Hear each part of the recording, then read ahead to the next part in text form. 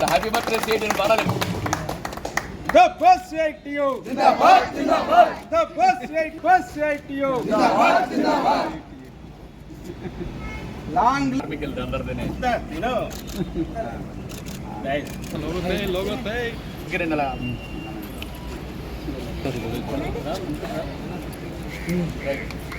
Ready la వచ్చేది. నేను చెప్పడానికి మీ ఊరికి వెళ్ళి నేను క్యాన్సిల్ అయిపోయి చెప్పలేదు నాలుగు కొని mind set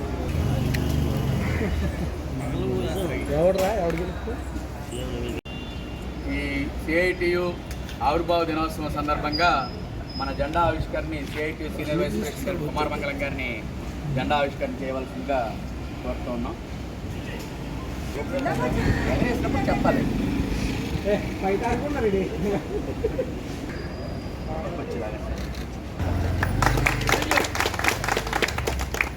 order salute order జిందాబాద్ సిఐటియు జిందాబాద్ జిందాబాద్ జిందాబాద్ సిఐటియు జిందాబాద్ జిందాబాద్ కార్మిక ఐక్యత వర్ధిల్లాలి కార్మిక ఐక్యత వర్ధిల్లాలి జిందాబాద్ సిఐటియు జిందాబాద్ జిందాబాద్ జిందాబాద్ సిఐటియు నశించాలి నశించాలి నశించాలి ప్రైవేటీకరణ విధానాలు నశించాలి నశించాలి నశించాలి ప్రైవేటీకరణ విధానాలు నశించాలి నశించాలి.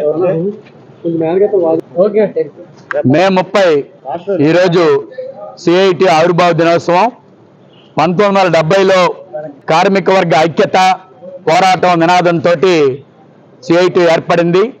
1920లోనే భారతదేశంలో కార్మిక సంఘాలు ఏర్పడినా కార్మిక సంఘాలన్నీ కూడా రాజకీయాలతో విడిపోయి ఏ రాజకీయ పార్టీకి ఆ రాజకీయ అనుబంధ సంఘంగా కార్మిక సంఘాలు వ్యవహరిస్తూ అధికారంలో ఉన్న పార్టీకి అనుకూలంగా వ్యవహారం చేస్తూ కార్మిక ప్రయోజనాల్ని తాకట్టు పెడుతున్న నేపథ్యంలో కార్మికుల తాలూకా సమస్యల పరిష్కారం కావాలంటే కార్మికులందరినీ ఒక వర్గంగా ఐక్యం చేయాలి అనే ఉద్దేశంతో 1970లో మే 30వ తారీఖున సిఐటియు ఏర్పడింది. ఏర్పడిన దగ్గర నుంచి ఈ రోజు వరకు అనేక కార్మిక సమస్యల మీద కార్మికులందరినీ ఐక్యం చేసి కార్మిక సంఘాలన్నింటినీ ఐక్యం చేసి ఏదైతే తన పేరులో centre of Indian trade unions ఉందో అని రాసుకుందో ఆ రకంగానే కేంద్ర కార్మిక సంఘాలన్నిటికీ కూడా ఒక కేంద్రంగా వ్యవహరిస్తూ కార్మిక సంఘాలను ఐక్యం చేసి కార్మికుల సమస్యల మీద అనునిత్యం నిరంతరం పోరాటాలు జరుపుతూ ఉంది. దాదాపు ఇప్పటికీ 18 జాతీయ సమ్మెలని ఇది జరిపాము. ఈ రకంగా గవర్నమెంట్ అనుసరిస్తున్న విధానాలు ఏవైతే ఉన్నాయో ముఖ్యంగా మోడీ గారు వచ్చిన తర్వాత కార్మిక చట్టాలని కాలరాస్తూ లేబర్ కోడ్లుగా మార్చడం కానీ ప్రభుత్వ రంగ సంస్థలను ప్రైవేటు పరం చేయడం కానీ కార్మికులకు కనీస వేతనాలు ఇవ్వకపోవడం కానీ కార్మిక చట్టాలన్నీ మార్పులు చేయడం ఇటు వ్యతిరేకంగా పెద్ద ఎత్తున కార్మికులను సమీకరించి పోరాటం చేస్తుంది.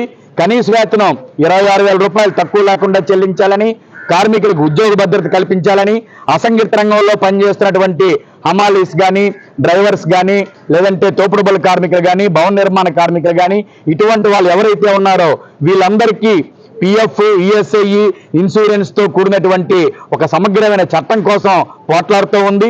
అలాగే వివిధ ప్రభుత్వ స్కీమ్స్ లో పనిచేస్తున్నటువంటి అంగన్వాడీ ఆశ మధ్యాహ్నం భోజనం పథకం వివో ఇటువంటి తరగతుల స్కీముల్లో పనిచేస్తున్నటువంటి వర్కర్స్ ఎవరైతే ఉన్నారో వీళ్ళని ప్రభుత్వ ఉద్యోగులుగా గుర్తించి వీళ్ళందరికీ కనీస వేతనాలు అమలు చేయాలని అలాగే రాష్ట్ర వ్యాప్తంగా కానీ దేశవ్యాప్తంగా కానీ పర్మనెంట్ కాకుండా వివిధ డిపార్ట్మెంట్స్ లో కాంట్రాక్ట్ అవుట్ సోర్సింగ్ పేర్లతోటి వెట్టి చాకరీ చేయించుకుంటూ ఉన్నారు. వీళ్ళందరినీ ఆ సంస్థల్లో విలీనం చేయాలని చెప్పి వాళ్ళందరినీ రెగ్యులరైజ్ చేయాలని చెప్పి అనేక పోరాటాలు సిఐటిగా నిర్వహిస్తూ ఉన్నాం.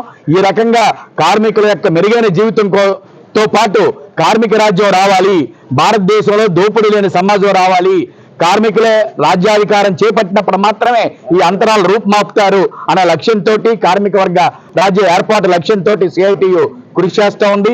ఆ రకంగా మరిన్ని పోరాటాలకి సిఐటియు సిద్ధమవుతోంది. ఈ మోడీ విధానాలు గనక ఓడించకపోయినట్టయితే రేపు 4వ తారీఖున ఫలితాలు రాబోతూ ఉన్నాయి. ఈ ప్రభుత్వం తాలూకా విధానాలు ఓడించకపోతే ఖచ్చితంగా కార్మిక వర్గం మరొక్కసారి మరిన్ని పోరాటాలకి త్యాగాలకి సిద్ధం కావాల్సి ఉంటుంది. ఆ రకంగా కార్మికుల యొక్క జీవితాల్లో మార్పుల కోసం మరిన్ని పోరాటాలకి కార్మిక వర్గం సిద్ధం కావాలని విజ్ఞప్తి చేస్తూ ఉన్నాం.